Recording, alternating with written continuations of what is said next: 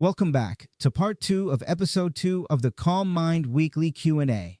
Let's continue where we left off, moving deeper into the emotional experiences parents face every day. Question 11.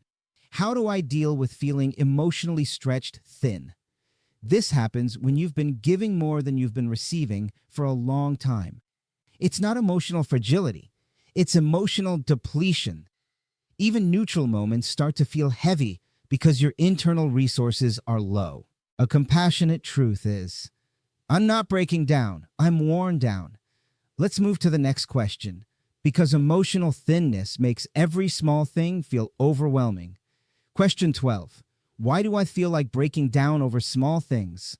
Small things feel big when you have no space left internally. The small stressor is simply the final drop in an already full system. This isn't overreacting. This is overflow. A grounding thought is, my reaction isn't about this moment. It's about everything I've been carrying. Let's continue with question 13, because when life feels like too much, withdrawing can feel like the only option. Question 13. How do I stop emotionally withdrawing? Withdrawal isn't failure. It's a protective reflex, your system trying to shield you from becoming overwhelmed. Instead of trying to stop withdrawing entirely, try making it intentional. I'm pausing now, not disappearing. This transforms withdrawal from isolation into regulated recovery. Let's move on, because when you try to communicate your needs, a familiar emotion often appears: embarrassment. Question 14. Why do I feel embarrassed asking for help? Many of us learned that strength means self-sufficiency, especially as parents of autistic children. We've been conditioned to believe we must handle everything ourselves. But real strength includes knowing when your capacity has limits. A powerful reframe is asking for help doesn't replace me. It supports me. Let's continue, because when support is scarce, exhaustion becomes chronic. Question 15. How do I deal with emotional exhaustion that never seems to end? Emotional exhaustion builds when your output is constant and your input is minimal. It's not about one hard day. It's about hundreds of days layered on top of each other. Instead of asking, how do I rest more?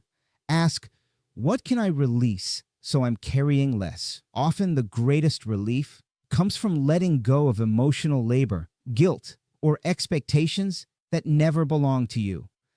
Let's move forward, because exhaustion affects emotional regulation more than we realize. Question 16. Why do I feel like I'm losing control of my emotions?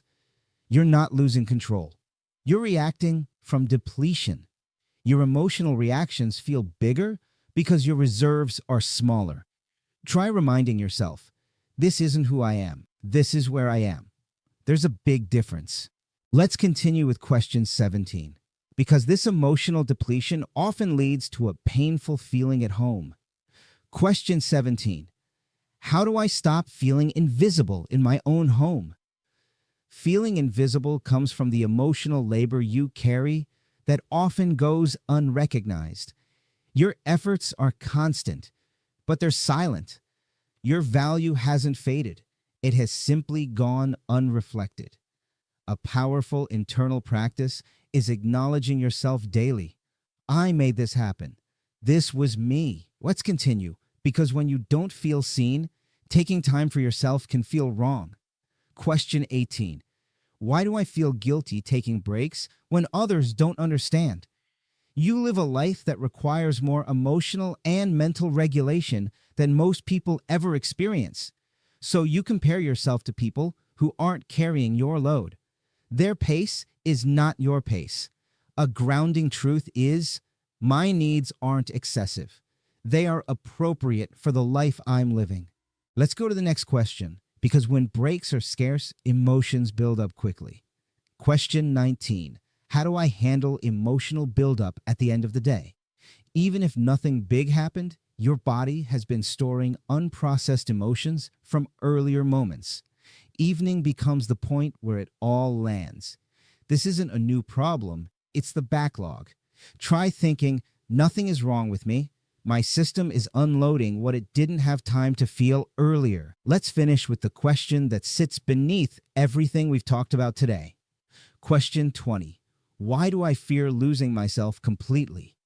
Because so much of your life has been built around supporting someone else that your identity slowly shifted into the background.